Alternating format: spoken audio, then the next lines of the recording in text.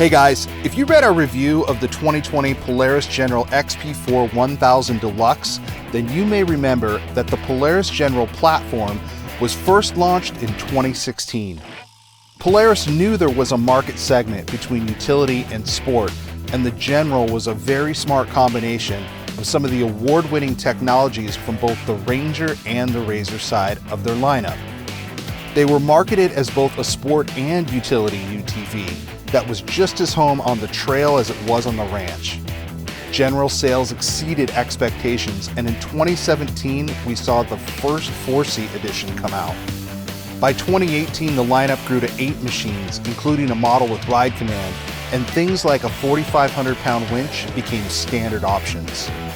The 2019 lineup was streamlined back to just 4 machines, but there were lots of improvements and refinements, including premium paint. Now, since 2020, the General line has only increased in popularity, and that's largely due to Polaris engineers and designers making continued improvements and refinements. By model year 2022, the General lineup had exploded again to 12 different models, with 6 being offered in a 2-seat configuration and the other 6 in a 4.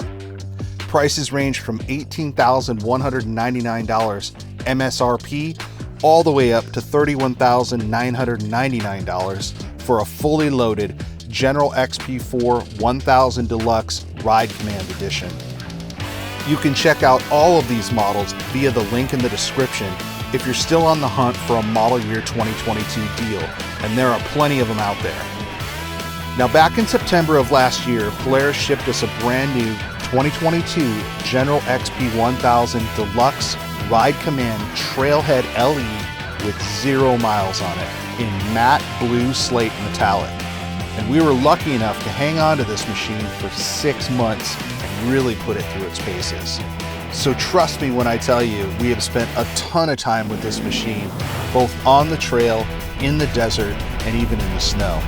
The General 4 Trailhead LE comes standard with a roof, 4,500-pound winch with synthetic rope, aluminum fairlead, rubber isolator, auto stop and plow mode, sport low profile front bumper, ProFit sport roof, convex rear view mirror, Rockford Fosgate Stage 3 audio, Pro Armor high output 11-inch LED light bar, lock and ride bed racks, and more.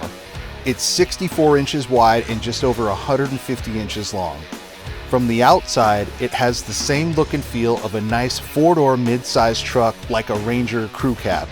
The 30-inch Pro Armor Crawler XGF or ITP Ultra Cross R-Spec tires sit on 15-inch wheels and have set the General apart visually for several years now. So right off the showroom floor, the General can handle the trails and dirt better than most of the competition in this crossover class. The General is still by far one of the best looking crossover UTVs in its class.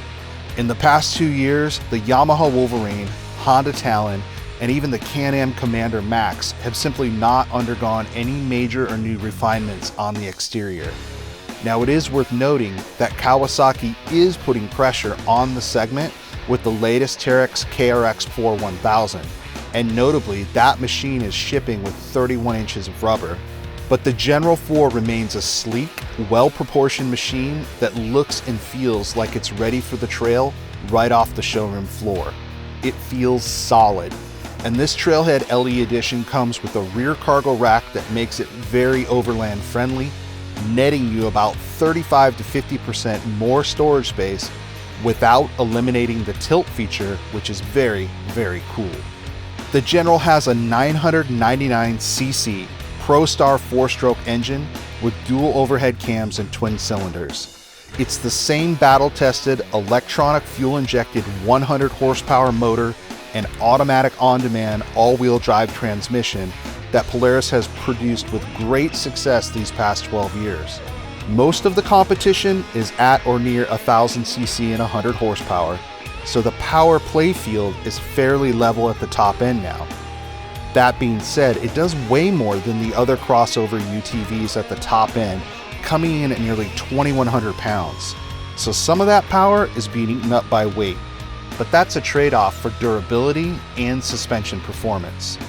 Now we'll get into how the motor feels under a full load in a minute, but let's just say this vehicle has a ton of power. It's very snappy, even under load. The towing capacity of 1,500 pounds and a payload capacity of nearly 1,300 pounds means the General remains ready for hauling tasks. Now let's talk about the suspension and the ride height for a second. The smoothness of a ride is really a combination of the suspension travel, the wheel and tire size, shock setup, and the clearance of the machine. And it's here where the General really shines. The 30-inch Pro Armor or ITP tires, Walker Evans Velocity Series shocks, and long travel high clearance dual A arms all combine to equal 14 inches of suspension travel. That translates to 13.5 inches of clearance on the bottom of this machine. Now this again is a feature that Polaris nailed way back in 2020, and it surely comes from their engineering work on the Razor side. We're still hoping to see a dynamics version of this machine down the road, but for now, just know that the 64-inch stance makes this vehicle very stable, but it's not so wide that you get hung up on tighter trails. We like the extra width, but be sure to do your homework when you're measuring this thing up for your toy haulers. Let's talk about the interior. The interior of the General has come a long way. This deluxe model features a ride command system, Rockford Fosgate stereo system, and both are fantastic. Ride command is really a game changer when you're in a big group, and everyone wants to listen to their music, so it's nice that both of these are included. And the seats are super comfortable. They breathe nicely even in the heat, and the thick and sturdy half-weight doors are by far best in class. They keep the mud and dust off your body without obstructing the airflow. The steering wheel, steering column, instrument cluster, and gear shifter all feel robust, solid, and have a very logical layout. Now, none of these features are new per se, but you'd be surprised how many little things like this get overlooked by other OEMs. So how did we shake this General down? Well, this past fall we got some incredible rain and snow out here in Southern California, but that didn't slow us down. We took the Trailhead General out on multiple excursions to Ocotillo, Big Bear, and Borrego. In fact, it was our go-to rig for pre-running the California 300 race we hosted last fall. And we ran it out in the high desert on several trips in snowy conditions. Suffice to say, we put this machine through its paces, and overall, we were really impressed with this General. We've talked before about how we're all big guys. One of the things we love about the General lineup right off the bat is the seating position and the amount of legroom. We're constantly getting in and out of our machines with cameras and all kinds of gear in our hand, and the General is by far the best machine we've found for doing that. It's so easy to work out of and comfortable on the rides. We also love the cargo bed and the extra cargo racks included in this Trailhead Edition machine because we can load it up with tripods, sandbags, coolers, all the stuff we need to film with. This machine just feels good to climb into, put your seatbelt on, and start driving. There's no window or door nets to deal with, and the navigation system and the stereo sync to your phone within a few seconds. The roof provides the shade you need, and things like the oversized rear view mirror and backup camera make maneuvering in tight spaces super easy. We spent the past 6 months hammering on this General, and one of the biggest takeaways was how well it handled the weight of 4 dudes in all our gear in cold, wet weather, mud and rain, and still produced plenty of power. We ran high altitude washes, occasionally bashing up and down one of the steeper sidewalls with 0 issues. We flogged the motor and got her up to 60 plus miles an hour, which isn't going to win any races, but it's still impressive for a 100 horsepower motor fully loaded. We even stopped and worked with the winch a bit to test it out, and it was super easy to use. On one of our trips, we tapped Baja 1000 winner and pro UTV racer Mike Caffro to come flog this baby and see what it could do. He loved it. Of course, he wanted more power and suspension clearance, but for a pack mule, it was as comfortable and capable a ride as any. The suspension soaked up the potholes and the whoops, and the steering was very responsive, making this machine really fun to rip around it. The guys in the back weren't getting slammed around because we weren't bottoming out. We were all actually really surprised at how well this machine did in those conditions. Smaller tires or less clearance would have made for a much bumpier ride and some sore backs.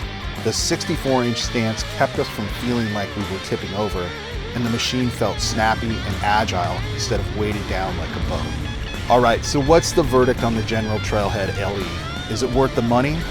Well, this is the perfect family vehicle with all the best amenities available for the trail. It's honestly the best drive it off the lot and onto the trail and go machine out there, especially for those who aren't trying to go balls out and race each other. The color and the graphics are unique, the suspension worked fantastic, the seats in the interior are comfortable, the stereo system is kick-ass, and the ride command is next level. And things like the extra cargo rack and other cool accessories make this edition feel refined and complete.